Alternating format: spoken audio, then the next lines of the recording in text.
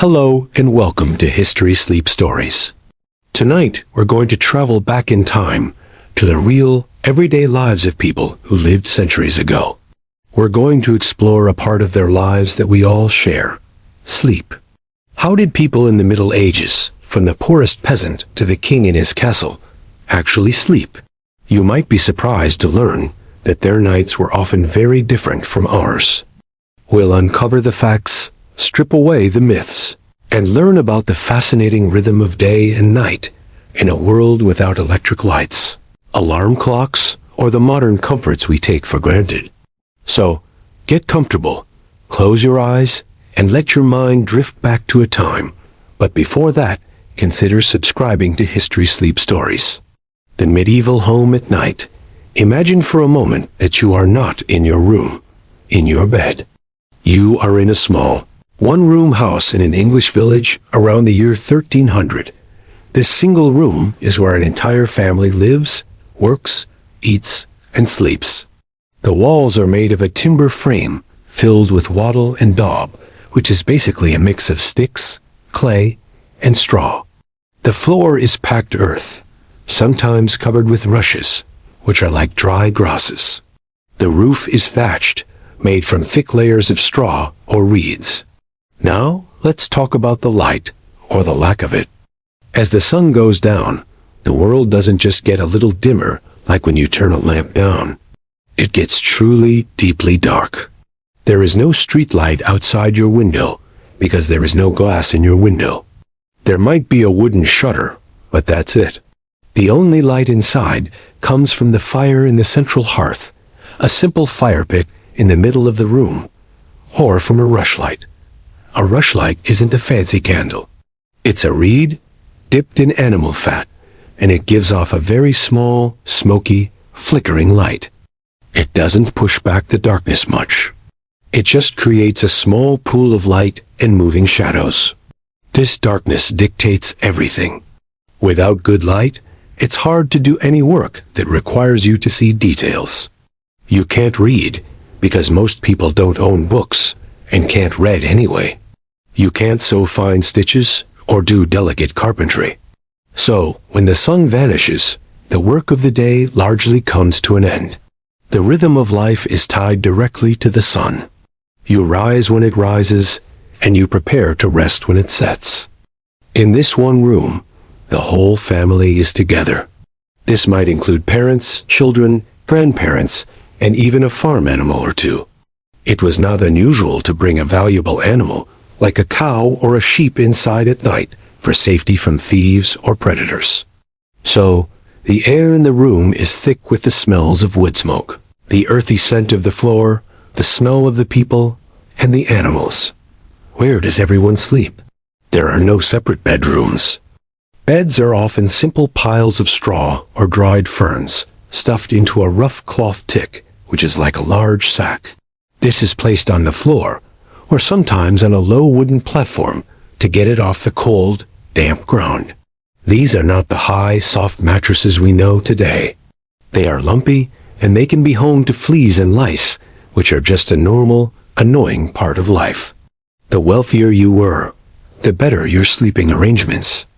A slightly richer peasant family might have a crude wooden bed frame, but for most, it's a mattress on the floor, shared by several children. Parents might have their own mattress nearby. Everyone sleeps in their clothes. You don't have special pajamas.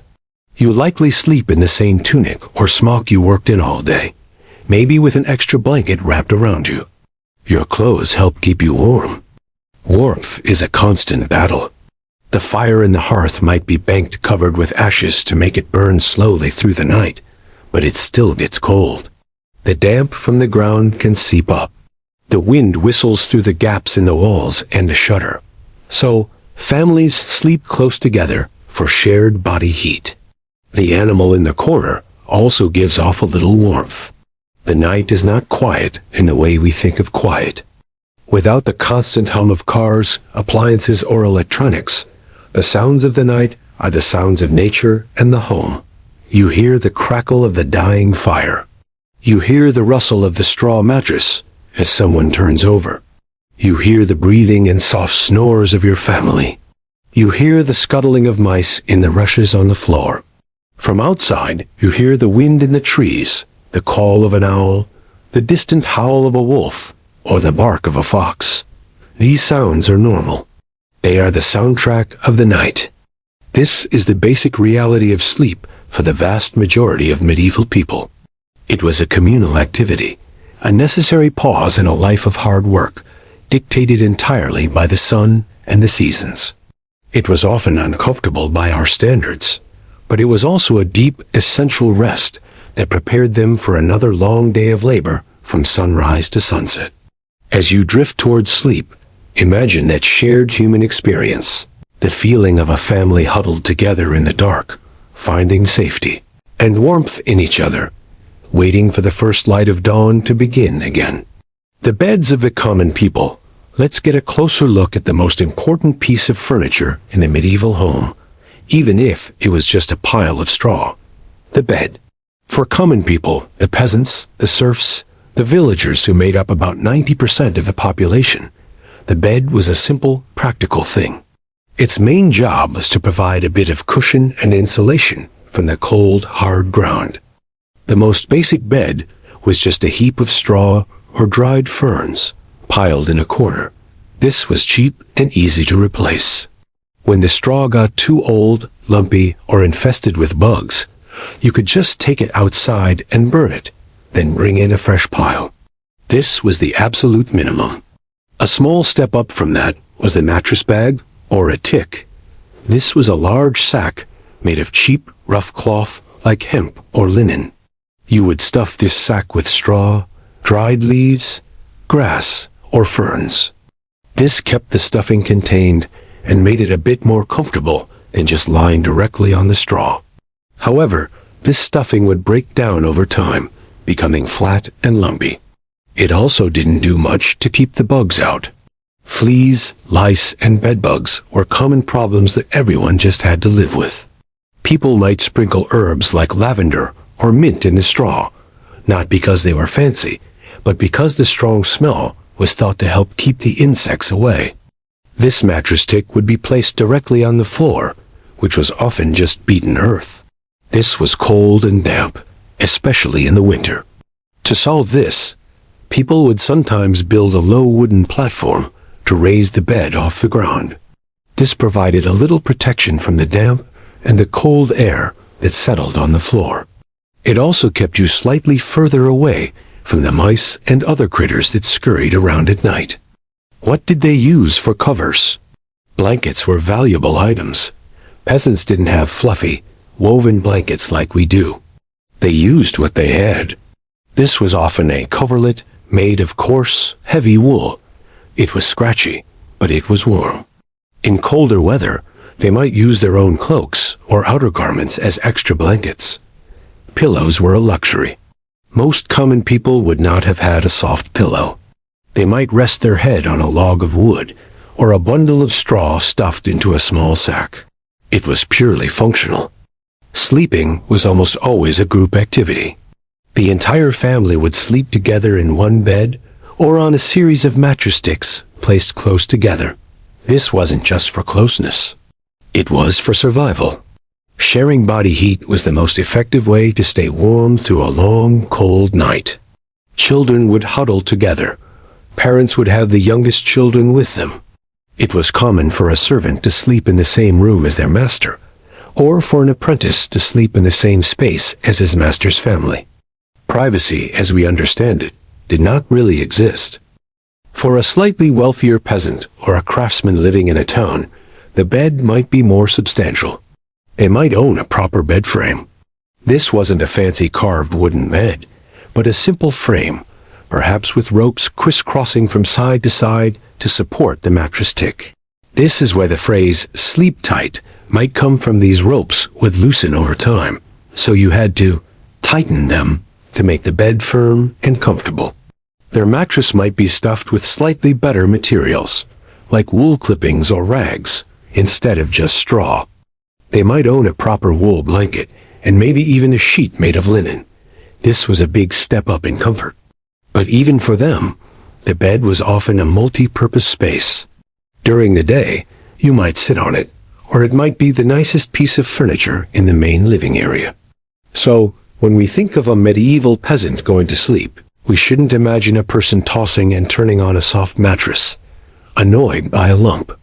We should imagine a person who is exhausted from a day of physical labor in the fields, lying down on a scratchy, lumpy bed, surrounded by the warmth of their family, and falling asleep quickly out of pure tiredness. The discomfort was normal to them. It was just part of life. The goal of sleep was rest and warmth, not luxury. And in that, their simple beds served their purpose. As you lie in your own bed, feel the support beneath you and appreciate the simple, modern miracle of a comfortable, clean, and bug-free place to rest. The beds of the rich and noble now? Let's step out of the smoky peasant hut and into the stone halls of a castle or a wealthy merchant's townhouse. For the rich and noble, sleep was a chance to display wealth, power, and comfort. Their beds were not just places to sleep. They were status symbols, and they were designed to create a private, warm space in otherwise large, drafty, and very cold buildings. The most obvious difference was the bed frame itself. A noble's bed was a major piece of furniture. It was large, made of heavy, dark wood like oak, and often intricately carved with designs, family symbols, or religious figures. The bed was so important that it was frequently listed as one of the most valuable items in a person's will, passed down to heirs like a piece of jewelry or land. The frame was high off the ground, sometimes so high you needed a small set of steps to climb into it. This served a practical purpose, rising above the cold drafts that flowed across the stone floor. At the top of this frame was a canopy, called a tester. From this canopy hung heavy curtains, often made of expensive fabrics like wool, velvet, or even silk for the very richest. These curtains were not just for show. At night, you would draw them closed, creating a small enclosed room within a room. This enclosed space was incredibly practical. In a castle chamber with stone walls that wept moisture in the cold, closing these thick curtains trapped your body heat, creating a warm, cozy microclimate. It also gave you privacy in a household that was always full of servants, guards, and visitors. It blocked out the early morning light and some of the noise of the castle waking up. For a lord and lady, this curtained bed was their most private space. Beneath this grand canopy was the mattress. Instead of being stuffed with straw, a noble's mattress was filled with much softer materials. The best were stuffed with down feathers, the soft, fluffy under feathers from geese or swans. This created a soft, molding, and very warm sleeping surface. Other good fillings included wool or horsehair. These mattresses were placed on a base, not of ropes, but of a woven web of ropes or leather straps, which provided a firm but flexible support. The bedding was where real luxury lay. A noble would sleep on sheets made of fine linen, which felt smooth and cool against the skin compared to rough wool. Over this, they had multiple blankets and a coverlet, often filled with down or wool for warmth. The top layer might be a beautifully woven tapestry or a quilt made of expensive fabrics, designed to display wealth even in the bedroom. Pillows were plentiful and soft, also stuffed with down, and there were often many of them. The idea of a comfortable, supportive headrest was a luxury that common people could only dream of. But the bed was more than just a sleeping place. Because it was the warmest, most comfortable, and most private spot in the house, it was also used for other things. A noblewoman might receive close friends or advisors while sitting in her bed. She might give birth in the bed. And when a lord or lady was very ill, they would be attended to by doctors in the bed. It was the center of their private life. For a king or a very powerful lord, the bedchamber was also a place of ceremony. Every morning, high-ranking nobles would attend the levee, where the king would wake up and get dressed in front of them. This was a great honor and a way for the king to show favor. The same would happen at night with the cocher, the ceremonial going to bed. So even sleep for a king was a public performance of his power. So, while a peasant family huddled for warmth on the floor, a noble couple slept in a custom-made, heated room of their own, high off the ground, surrounded by the finest fabrics. This stark difference shows the immense gap between the social classes in the Middle Ages. Your bed was a direct reflection of your place in the world. As you feel the comfort of your own mattress, imagine the feeling of those heavy curtains being drawn, shutting out the cold, dark castle, and enclosing you in a world of soft down and warm, private stillness. The great hall, and where everyone else slept, we've seen the peasant's corner and the noble's curtained bed. But medieval society was complex, and many people didn't fit neatly into either category. Where did they sleep? Let's explore the sleeping arrangements for soldiers, servants, monks, and travelers. Starting with the most communal space of all, the Great Hall. In a castle or a large manor house, the lord and his family had their private chambers. But the majority of the household, the knights, the men-at-arms, the servants, and the visitors slept in the Great Hall. This was the large, central room where everyone ate, gathered, and conducted business during the day. At night, it transformed into a massive dormitory. After the evening meal, servants would clear the tables and the benches. Then, they would bring out bedding, which often consisted of simple mattress sticks stuffed with straw or rushes. These would be laid out on the floor, or sometimes on the tables and benches themselves. People would claim their spot. Higher status individuals, like knights or important guests, might get a spot closer to the great fireplace, which provided some warmth. Lower status servants would be further away, in the colder parts of the hall. It was crowded, noisy, and lacked any privacy.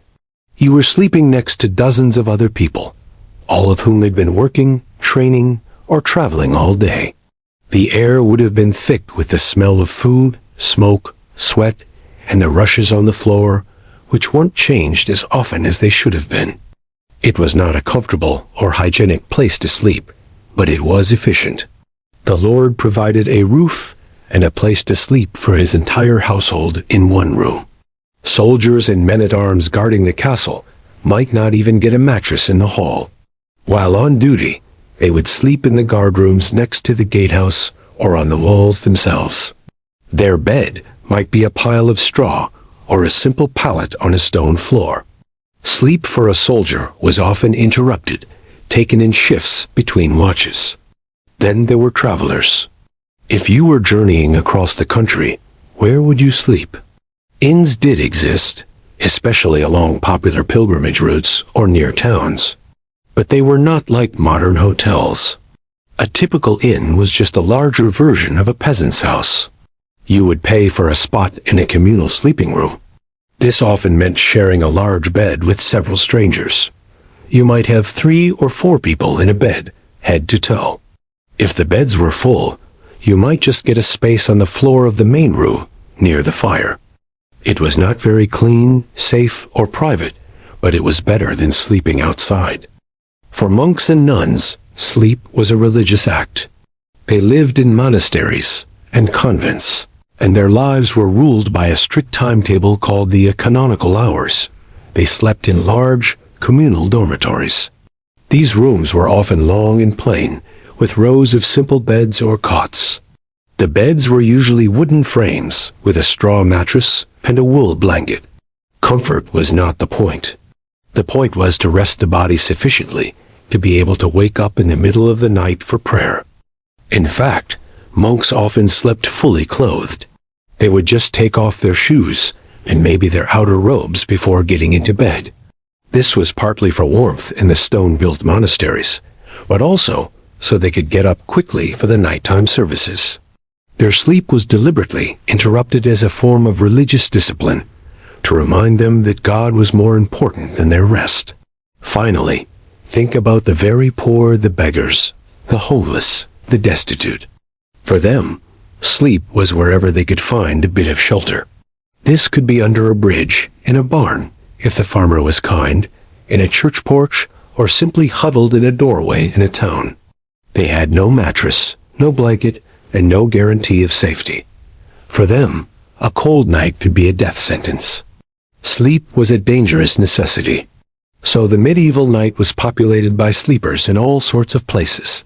On straw in a hall, on a hard cot in a monastery, in a crowded inn bed, or on the cold, hard ground.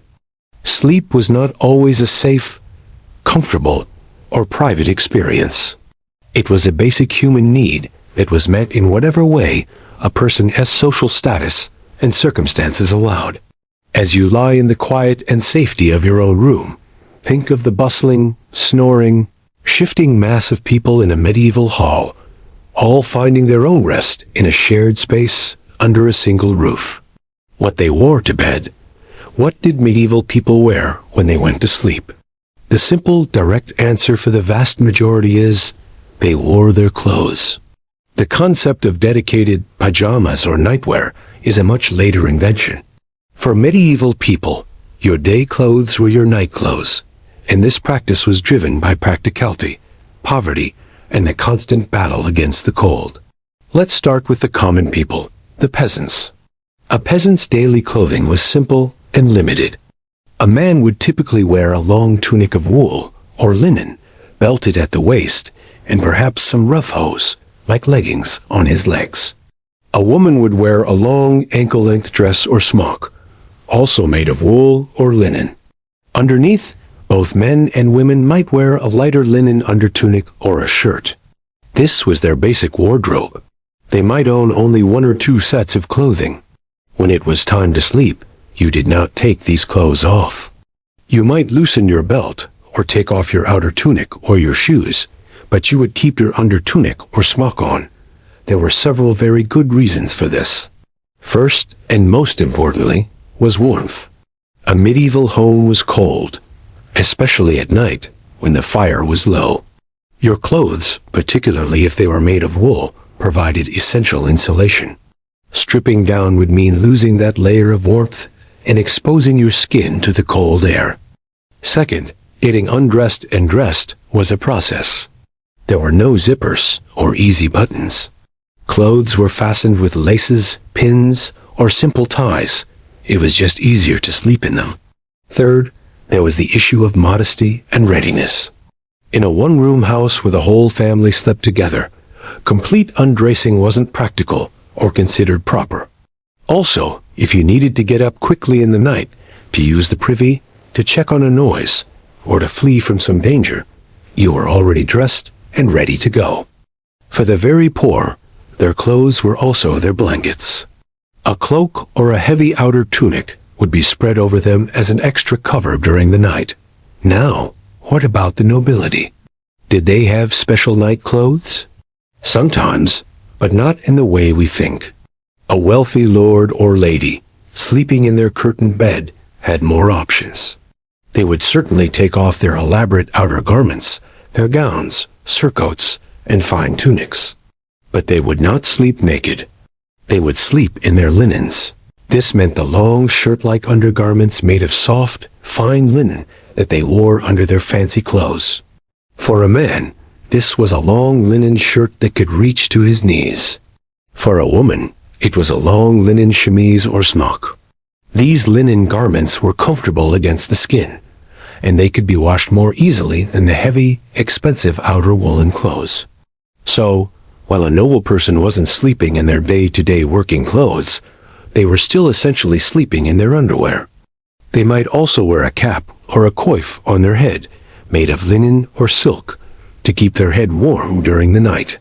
There are records and paintings from the later Middle Ages showing very rich people wearing special garments called nightgowns or night robes.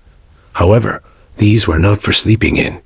They were expensive, robe-like garments made of velvet or fur, worn over their linens when they got out of bed, or when receiving people in their bedchamber before they were fully dressed.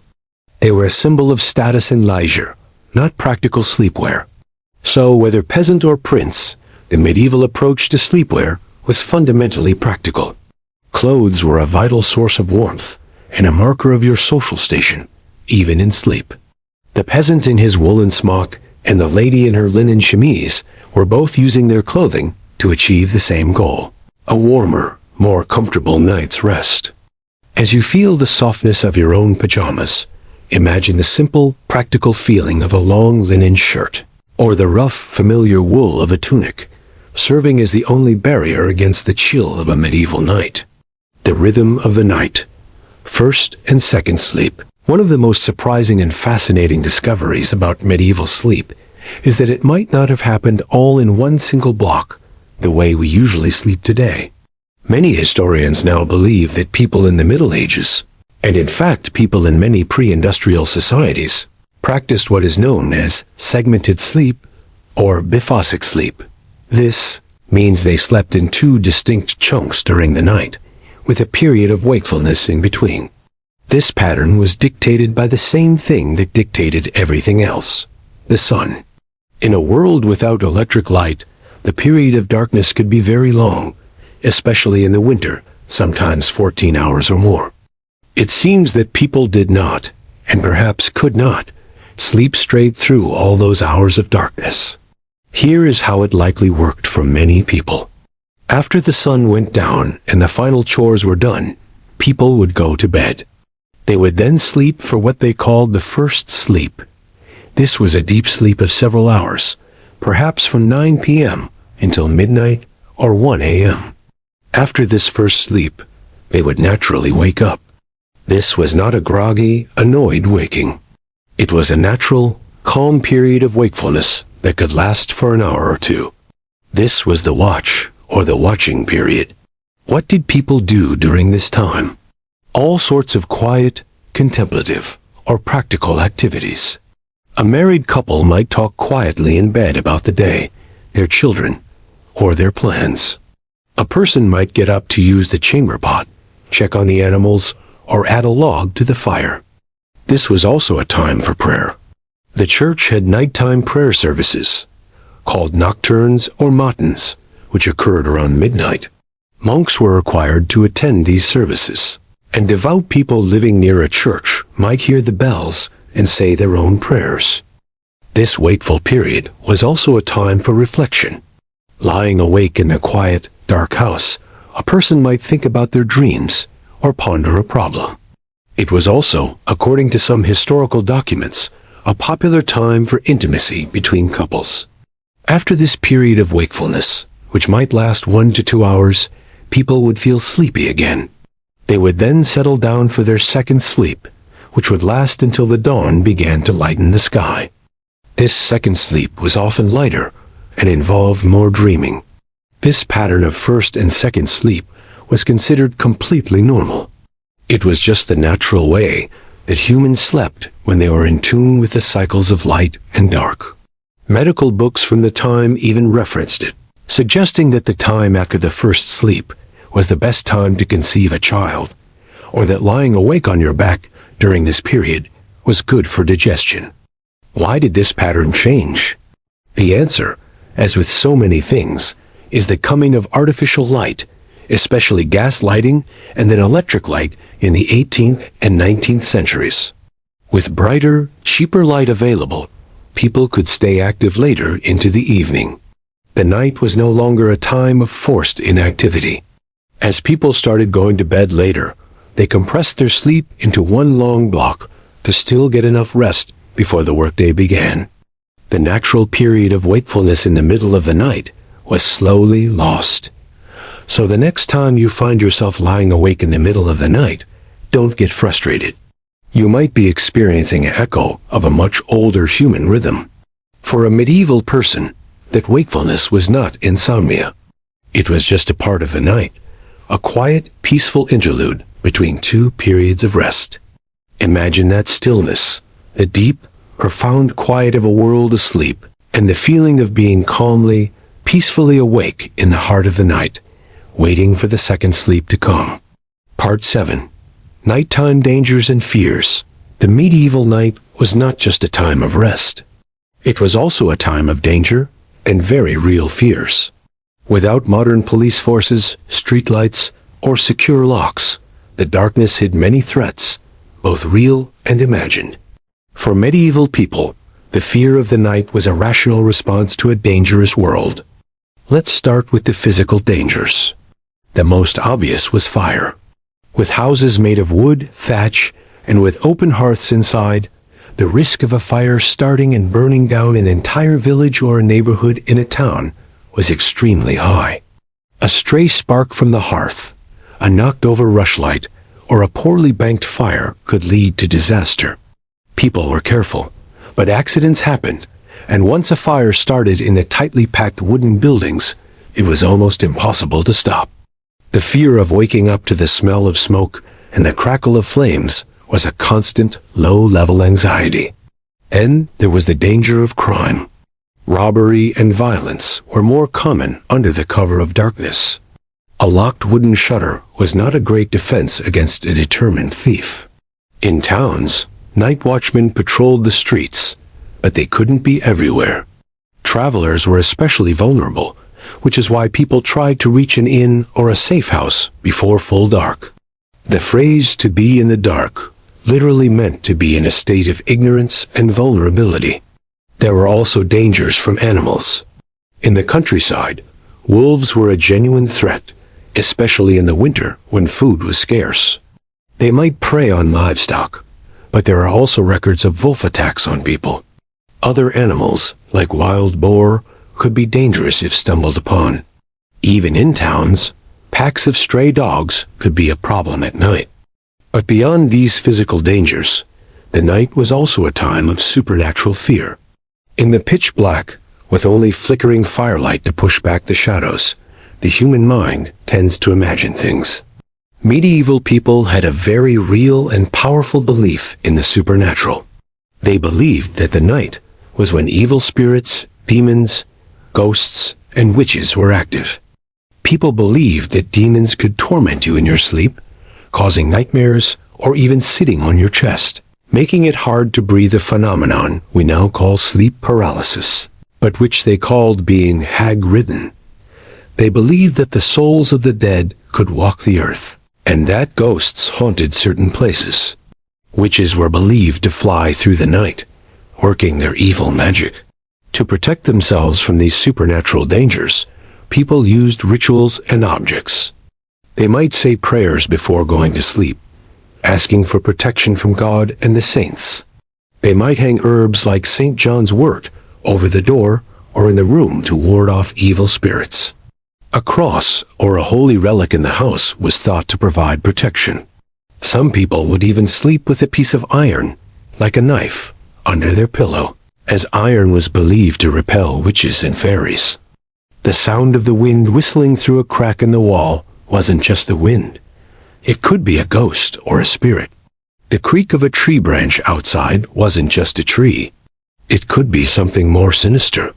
This blending of the natural and the supernatural made the night a psychologically frightening time. For the rich in their castles, the dangers were different, but still present. A castle could be attacked at night. An enemy might try to scale the walls under cover of darkness, or a traitor inside might open a gate. Guards had to be constantly vigilant. For a king or a lord, the fear of assassination, even in his own bed, was real. So, when a medieval person closed their eyes to sleep, they were not just seeking rest. They were also seeking shelter from a world that was physically dangerous and spiritually threatening. The safety of the home, the warmth of the family, and the protection of faith were their defenses against the perils of the night. As you lie in your secure, well-lit home, appreciate the profound sense of safety we often take for granted, a safety that allowed the night to transform from a time of fear into a time of peaceful rest. Part 8. The Role of the Church and Prayer. In the medieval world, the church was the center of community life, and its influence extended into every part of the day and night. The rhythm of prayer, known as the canonical hours, structured time for everyone, from the lowest peasant to the highest king, and it had a profound impact on how people slept and woke. The canonical hours were a series of 8 prayer services spread throughout the 24-hour day. They were mostly observed by monks, nuns, and clergy, but the bells from the local church or monastery would ring out these hours. and devout lay people would try to follow them in their own way. 2 of these services happened during the night, directly interrupting sleep. The first was Compline, which was the last service of the day, said before going to bed. It was a prayer for protection through the coming night. A family might say a simple version of this together before settling down to sleep, asking God to keep them safe from the dangers of the dark. Then, in the middle of the night, came matins, also called nocturnes. This service was held around midnight or 2 a.m. For monks and nuns, this meant waking up in the dark, cold dormitory, putting on their shoes and outer robes, and filing into the church for a long service of prayers, psalms, and readings. This was a deliberate interruption of sleep, a sacrifice of comfort to devote time to God. It reinforced the idea that spiritual duty was more important than physical comfort. For people living in a town or village near a monastery, the sound of the bells for matins would ring out across the silent landscape. This would be a signal for the first sleep ending. Devout people might use this as a cue to wake up and say their own prayers before going back to their second sleep. The church, therefore, provided a structure and a holy purpose for the natural pattern of segmented sleep. Prayer was also a personal comfort against the fears of the night. Before going to sleep, it was common to pray for protection from sudden death, from nightmares, and from evil spirits. People believed that saying the name of Jesus or making the sign of the cross could ward off demonic attacks in the night. The bed itself could be a sacred space. Some people had small altars or crucifixes in their sleeping area. The church also shaped attitudes towards sleep. While sleep was recognized as a necessary gift from God, too much sleep was considered a sin of sloth. Laziness was condemned. The ideal was to sleep enough to be able to work effectively for God and your community, but not to indulge in excessive rest. This is why the monks' interrupted sleep was seen as so virtuous. It was a denial of the body's desires for the good of the soul. Dreams were also viewed through a religious lens. They were not just random brain activity. A dream could be a message from God, a warning, or a temptation from the devil. People would often discuss their dreams with a priest to try and understand their spiritual meaning. A nightmare was not just a bad dream. It could be a spiritual attack that required prayer and repentance. For the wealthy, their piety was shown in their bedrooms. They might have expensive tapestries with religious scenes on the walls, or a beautifully carved prayer bench at the foot of their bed. They would end their day with prayers, just like the poorest peasant. So, the medieval night was not a secular time. It was permeated with religion. The sound of bells, the rhythm of prayer, and the comfort of faith were woven into the very fabric of sleep.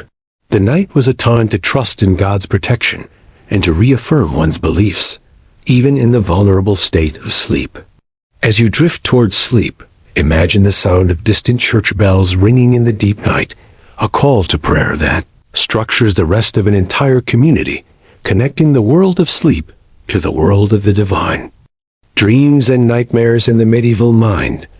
What did people in the Middle Ages think about their dreams? They didn't have the science of psychology to explain them, so they understood dreams through a mixture of religion, superstition, and early medicine. To them, dreams were powerful, meaningful, and often dangerous messages that came from outside the self. The most common belief was that dreams could be one of 3 things: a message from God, a trick from the devil, or a physical symptom of an imbalance in the body. Dreams from God were considered the most important. These were visions or prophecies. A person might dream of a future event, receive a warning about a sin, or be given divine instruction. Saints' lives are full of stories where God speaks to them in a dream, telling them to build a church or go on a pilgrimage. A king might claim he had a dream that told him to go to war. These dreams were taken very seriously.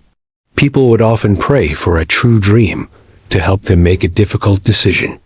On the other hand, dreams could also be the work of the devil and his demons. The goal of these demonic dreams was to lead the dreamer into sin, despair, or error. A dream filled with lust, violence, or fear was seen as a direct temptation from evil spirits. This is where the word nightmare comes from. In Old English, a mare was a malevolent female spirit or demon that was believed to sit on a person's chest while they slept, causing a feeling of suffocation and terrifying dreams. To have a nightmare was to be attacked by this spirit. What we now understand as sleep paralysis, the terrifying feeling of being awake but unable to move, often with a sense of a threatening presence, was explained as a literal demonic assault. To protect themselves from bad dreams, people used prayers, charms, and herbs. Before sleep, they might recite a specific prayer asking for protection. They might place a piece of iron or a cross under their pillow. Certain herbs, like vervain or dill, were thought to have the power to ward off evil dreams if placed in the bed. A third explanation for dreams came from ancient medical theories that were still believed in the Middle Ages. This was the idea of the four humors: blood, phlegm, yellow bile, and black bile. It was thought that your health and your personality were determined by the balance of these four fluids in your body. Dreams were believed to be caused by an excess of one of these humors.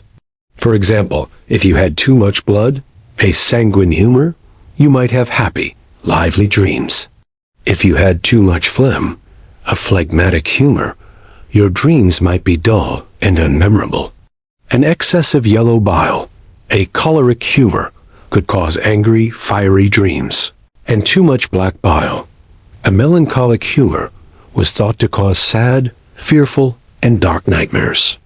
A doctor might prescribe a special diet or a bloodletting to rebalance your humors and stop your bad dreams. People also believed in dream books, which were guides that claimed to interpret common dream symbols.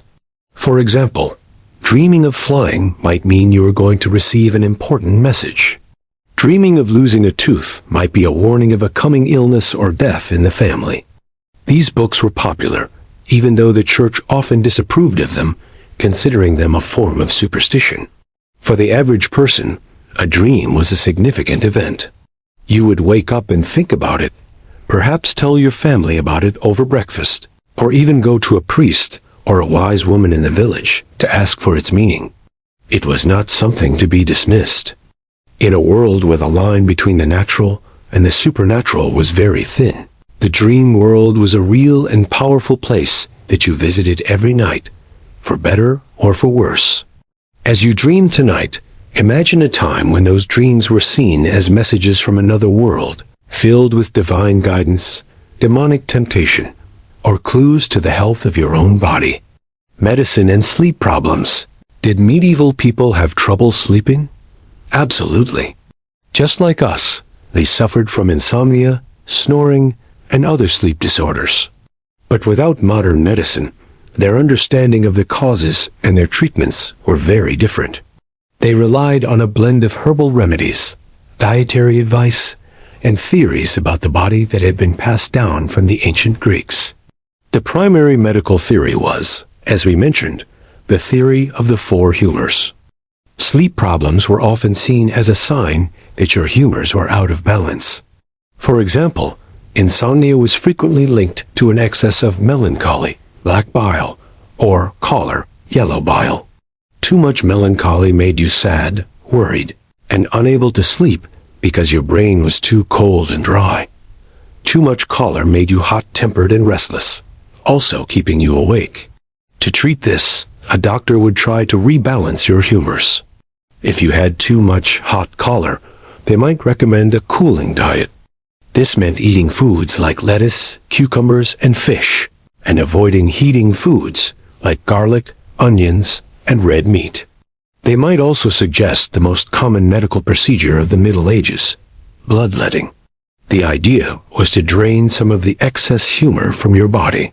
For insomnia, they might bleed you from a specific vein, believing it would reduce the heat or the melancholy that was causing your sleeplessness.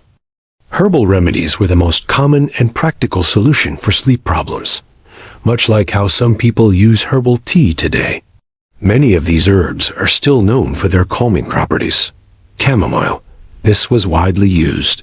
People would drink it as a tea to calm the nerves and promote sleep. Lavender. The smell of lavender was believed to be soothing.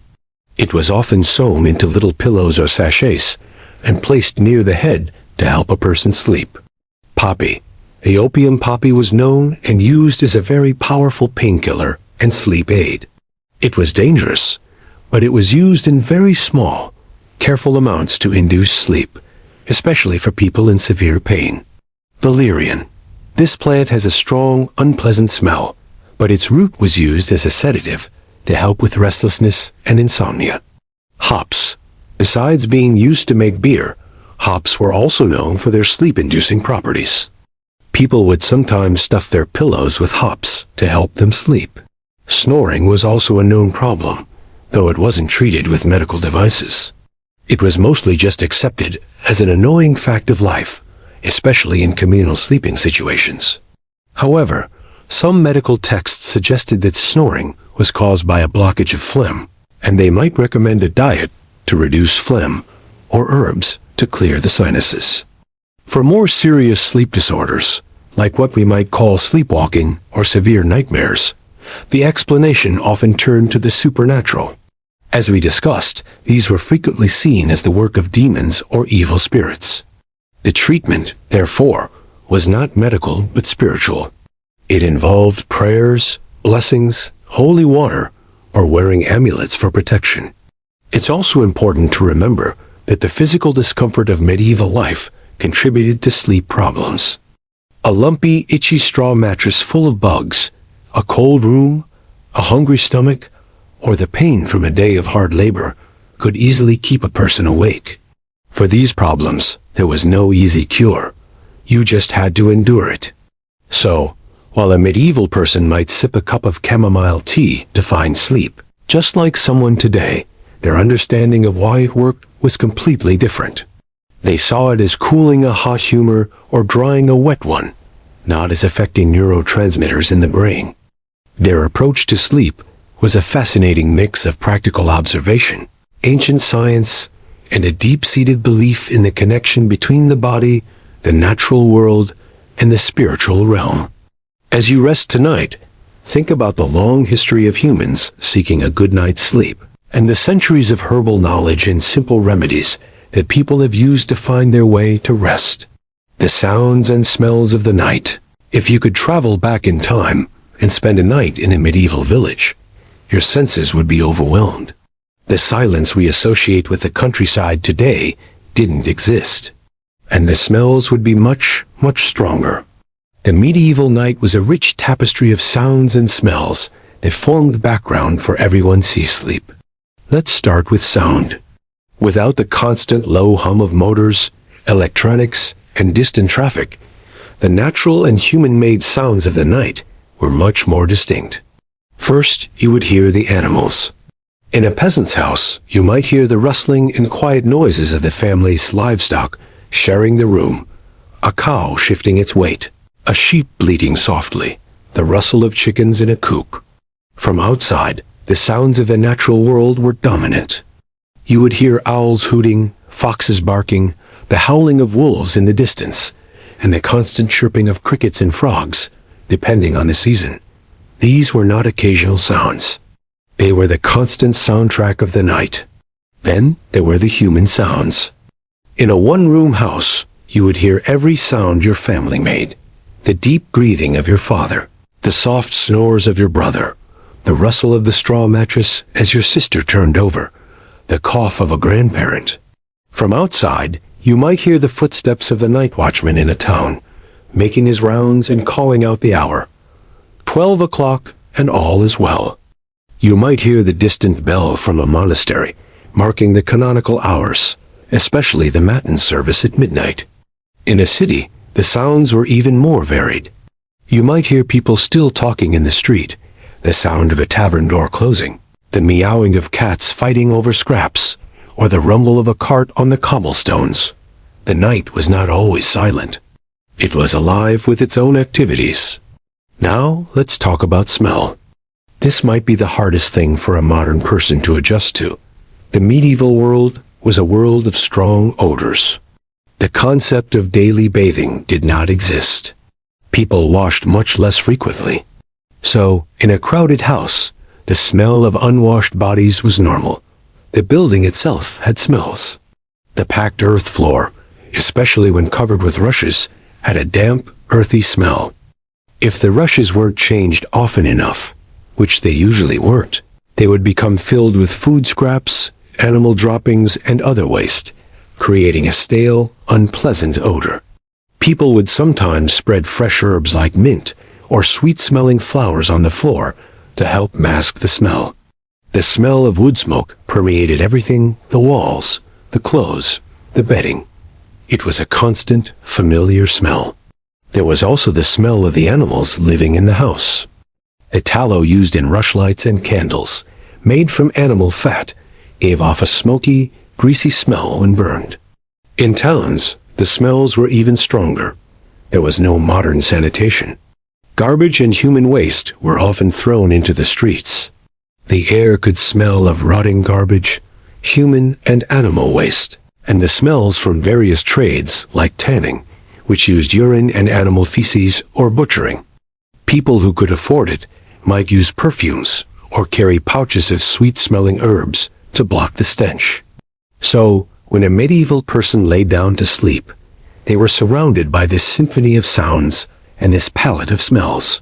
The crackle of the fire, the snoring of a spouse, the hoot of an owl, the smell of smoke, straw, and unwashed wool. These were not annoyances to be blocked out. They were the familiar, normal environment of sleep. They were the signs of a living, breathing world, both inside and outside the home. The silence and sterile smell of a modern bedroom would have seemed strange and unnatural to them. As you try to fall asleep, try to imagine not a silent void, but this rich, sensory world and the feeling of being completely connected to the environment, both natural and human, even in the depths of the night.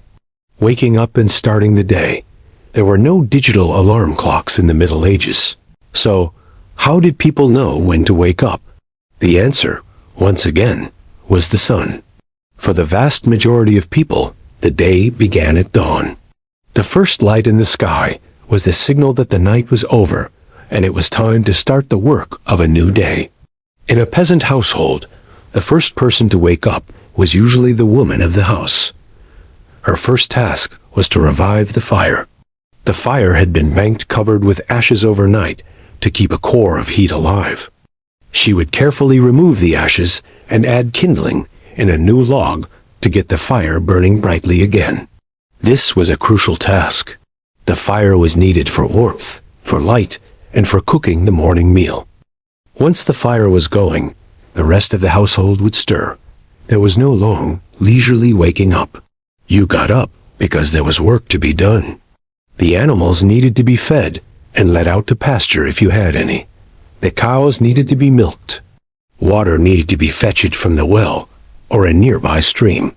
This was hard, physical labor that started immediately.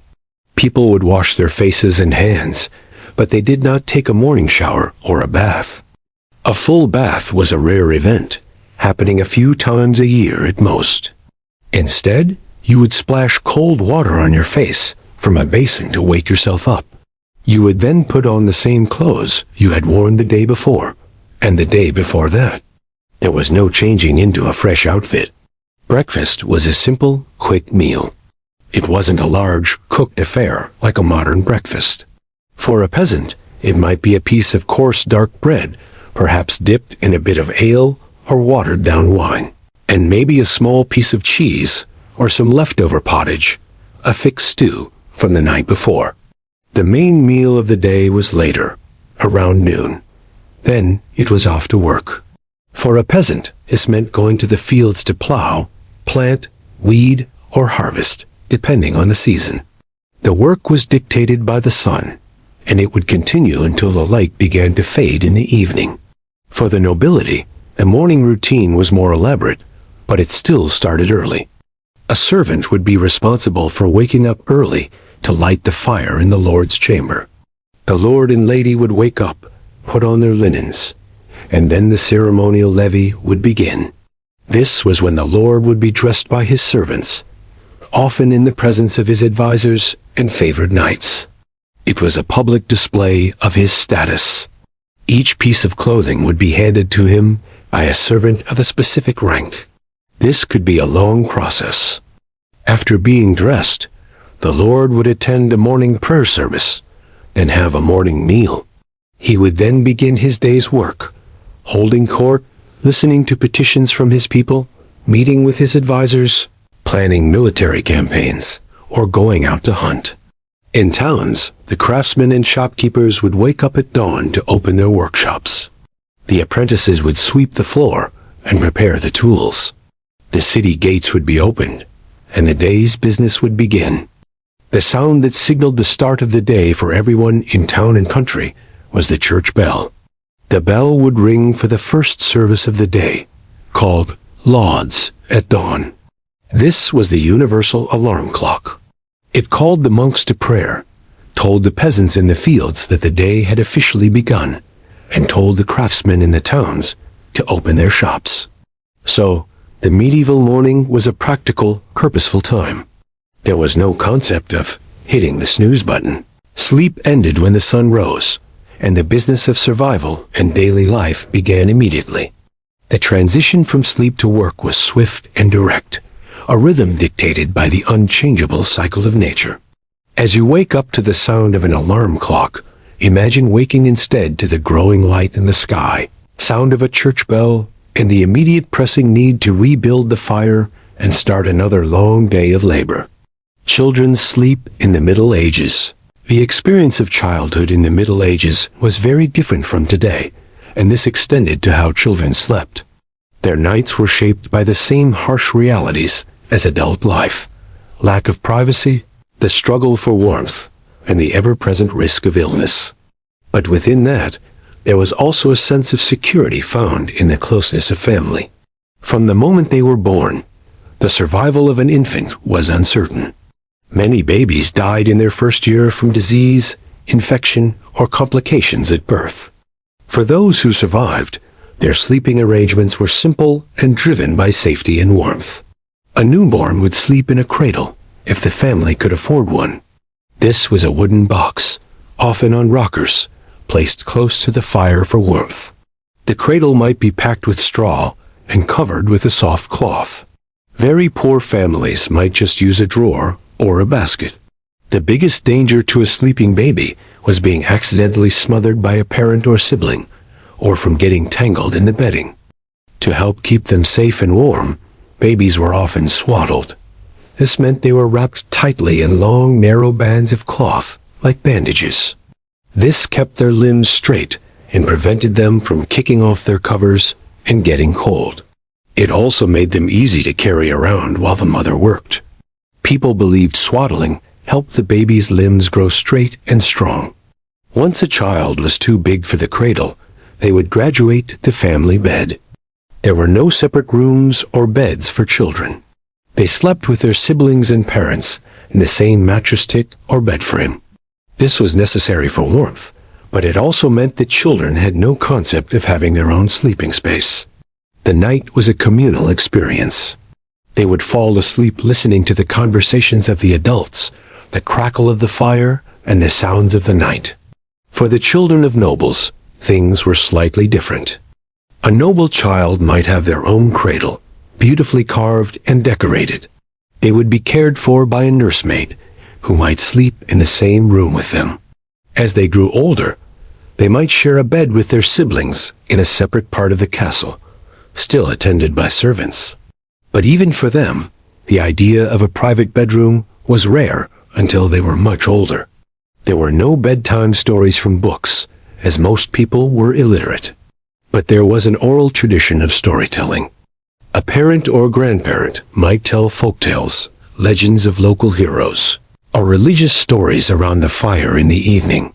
This was how children learned about their culture and their faith before they fell asleep. Children's sleep was also not spared from the pattern of segmented sleep. They would have their first sleep wake up during the quiet period in the middle of the night, and then go back to their second sleep, just like the adults. For a child, this wakeful period in the deep, dark night, snuggled between warm siblings, could have been a time of quiet wonder or fear, depending on their imagination. Play was a part of childhood, but it was fitted around chores. A peasant child would have responsibilities from a very young age, helping to mind younger siblings, gathering firewood, fetching water, or scaring birds away from the crops. They went to bed tired from work, just like their parents.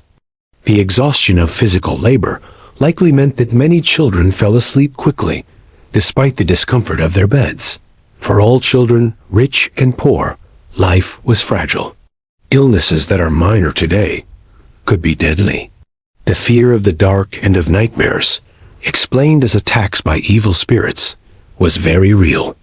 But the constant physical presence of their family, the sounds of their breathing, the shared warmth, the feeling of safety in numbers, provided a deep, fundamental comfort that helped them navigate the dangers and uncertainties of the medieval world. As you drift off, imagine the feeling of being a child in that world, surrounded by your family, safe and warm in the heart of the dark, listening to the stories of your elders until sleep takes you. The changing of the seasons. The experience of sleep in the Middle Ages was not the same all year round. It changed dramatically with the seasons. The length of the night, the temperature, and the type of work that needed to be done all had a profound effect on how people rested. The rhythm of sleep was a dance with the natural world. Let's begin with summer. The days are long and the nights are short. For a peasant, this is the busiest time of the year. The harvest is coming, and every hour of daylight is needed for work in the fields. People would go to bed later because the sun set later, and they would have to get up very early at dawn. The total time for sleep might be shorter because the window of darkness was smaller. However, the summer night was warmer. Sleeping on a simple mattress on the ground was more comfortable. The family might even sleep with the shutter open to let in a breeze, though this also let in insects. The short summer night was a precious, limited time for rest during a period of intense labor. Now, let's consider winter. This was the opposite. The days are short and the nights are long. In the depths of winter in Northern Europe, darkness could last for 14 or 15 hours. This is where the pattern of segmented sleep really came into its own. People would go to bed much earlier, simply because there was nothing else to do, and it was too cold to stay awake. The long night was a time of enforced rest. But the winter night was also a time of great hardship. The cold was a deadly enemy. Keeping the house warm was a constant struggle. The family would huddle together for warmth, and bringing animals inside became even more important for the heat they provided. The fire in the hearth was the center of life. Despite this, the damp and the cold would seep into the bones. For the very old, the very young, and the sick, surviving a cold winter night was a real challenge. The long darkness of winter also amplified fears. With more hours of darkness, there was more time for the imagination to conjure up spirits and demons. The howling of the wind sounded more menacing, and the stories told around the fire took on a darker tone. Spring and autumn were transitional seasons. The length of the day and night was more balanced. The weather was milder, making sleep more comfortable. Spring was a time of planting and new growth, while autumn was the time of the harvest and preparing for the coming winter. The sleep during these seasons was likely the most stable and comfortable, not too hot and not too cold. The changing seasons also changed the sounds of the night. In summer, the nights were filled with the sounds of insects and frogs. In winter, the world could be eerily silent, or filled with the sound of wind and the creaking of trees under the weight of snow. For all people, the cycle of the seasons dictated the cycle of sleep. There was no artificial environment to create a constant year-round sleeping experience. You adapted to the world around you. You slept less in the summer and more in the winter.